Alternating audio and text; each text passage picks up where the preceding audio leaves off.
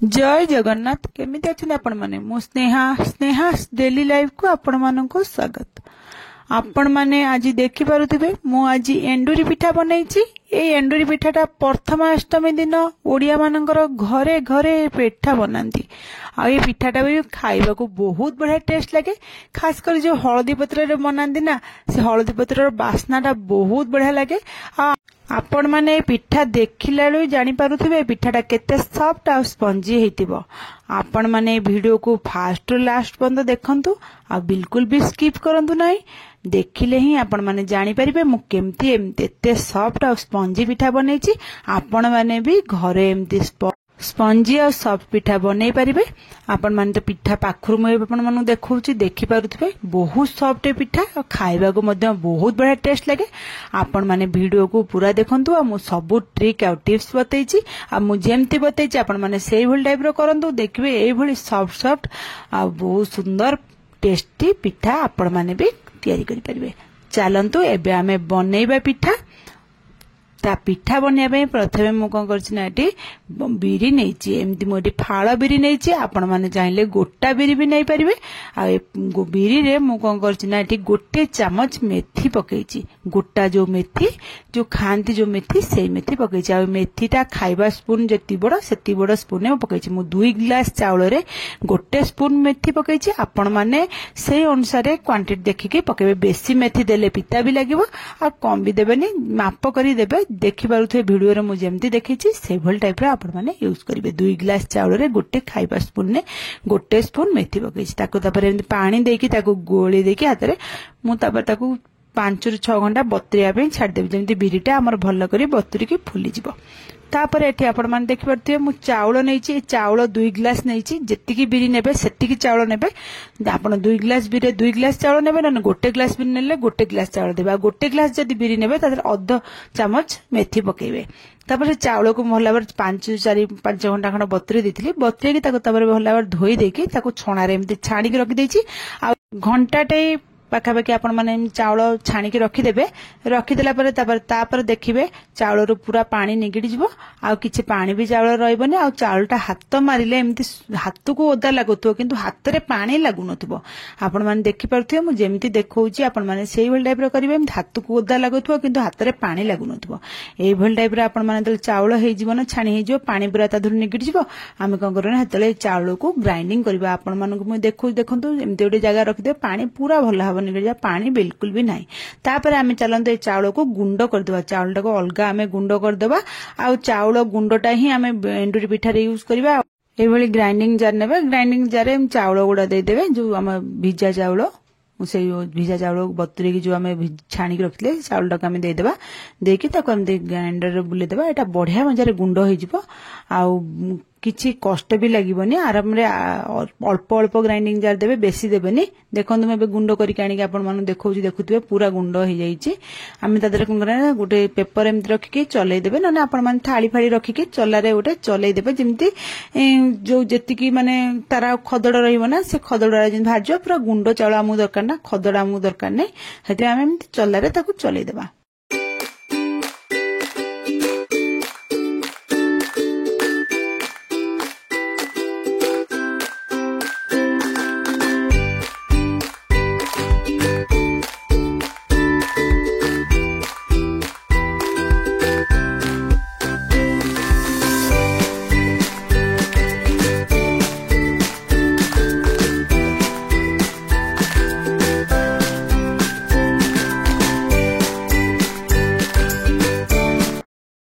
देखंतु एटी सबु चावल को मु गुंड करके रखि देछि। गुंड करके ताको चलै के एमति रखि देछि। देखि परथु ए भली आपण माने चावल गुडा सब गुंड करके रखि देबे।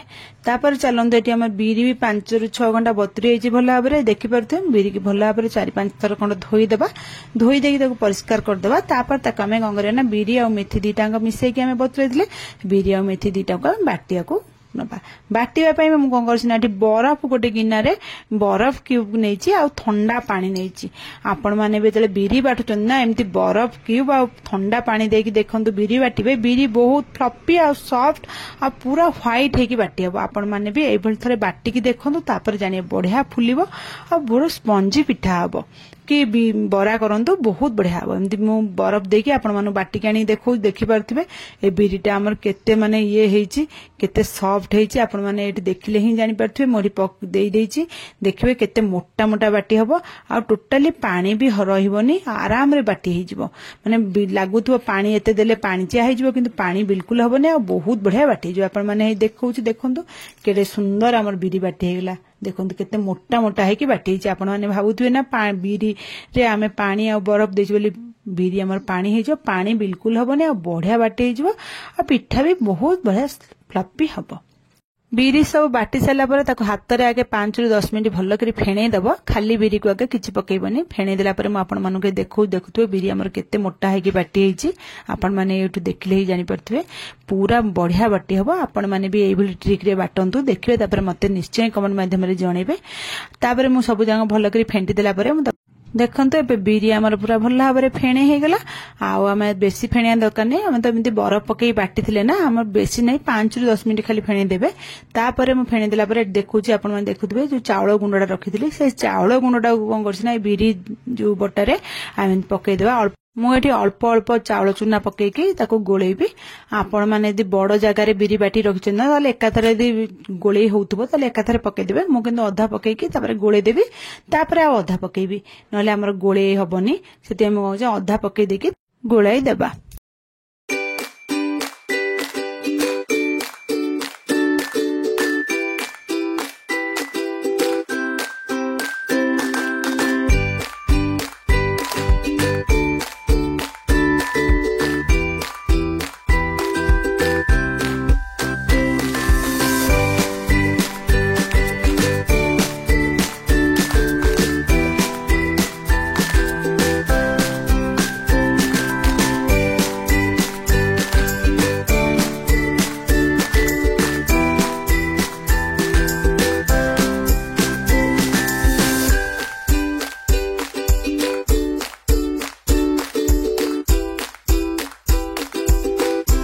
देखिपे चावल चूना पकई गोलेला टे मोटा लगिला बोली मु से ग्राइंडिंग जार धोइके आ अल्प टिके पानी मिसी दउची आपण मानु यदि मोटा लागिवो ताले ग्राइंडिंग जार धोइके ए भली पानी मिसई देबे भल करी गोळाई देबे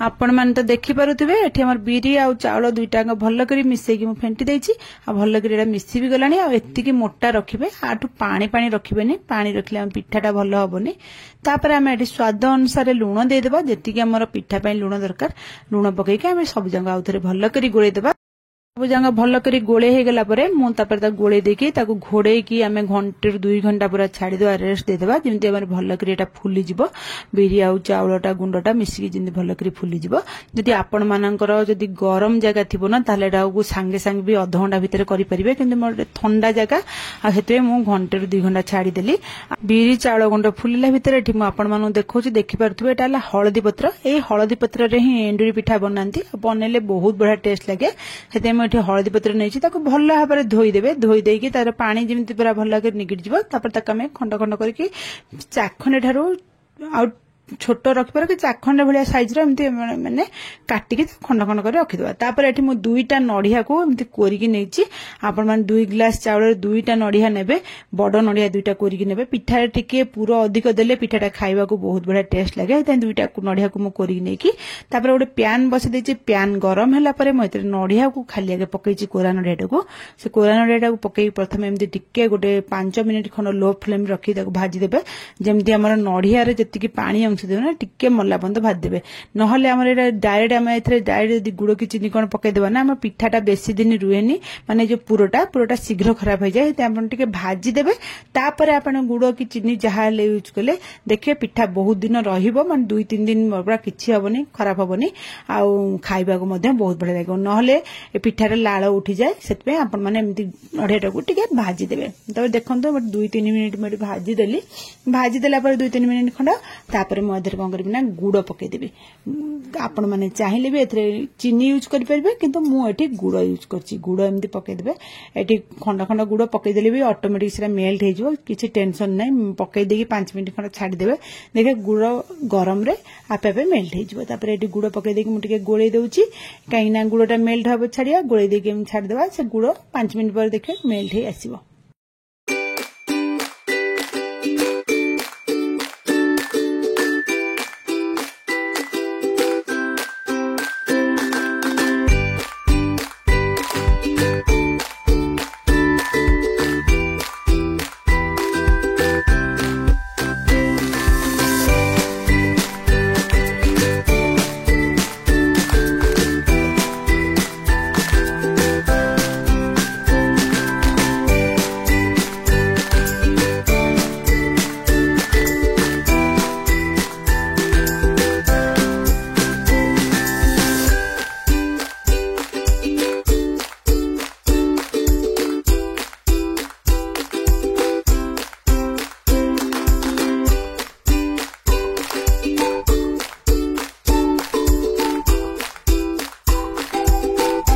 आपण माने देखि पारुथिबे हम गुड़ भी पूरा मेल्ट हो नड़िया पुरो सहित गुड़टा भी भल भाव भाजी गलानी आती गुड़ू पानी बाहर से पानी भी सब सुखीगलानी आउ नड़िया को बेसी भाजबानी से टाइम मुझे गोलमरीच गुंड गोटे अधा चामच आउ गुजराती गुंड गोटे अधा चामच पकई देछि दुटा पकईले पिठार बास्ना बहुत बढ़िया हम पुरोटा भी खाया बहुत बढ़िया लगे पकईकी आम एमती गोलई देवा गोलई देकी आम छाड़ीदा देखिपे एतिकी ही रखा बेसी पानी पानी नड़िया पुरो रखबेनी कि आउ सुखिला करेंगे नहीं आमर पूर तो रेडी हो गला आमर पिठा भी बिरी आउ चाउल गुंड भी आमर घंटे ऊपर हो गलानी आम ए चलतु पिठा बनइबा तापाई प्रथम गोटे इडली छांच नहीं आपण मैंने भी एमती इडली छांचरे पिठा बनातु देखिए पिठा 10 ରୁ 15 मिनट भितर बहुत शीघ्र हो नले हांडी रे बनइले एंडुरी पिठा बहुत समय लगे घंटे 1.5 घंटा पाखापाखि लगे सेठी लगे आपण माने जले एंडुरी पिठा बनाउचंदी ना हेतले एंडुरी पिठा को इडली छांचरे ही करंतु देखबे बहुत कम समय रे हमर एंडुरी पिठा हे जिवो से मो इडली छांचरे पानी दे देछि पानी देई ताको साइड रखिछि तापरे मो आपण मानको को देखौछि देखि पारुथिबे जो हळदी पत्र आमे धोई के रखिथिले ना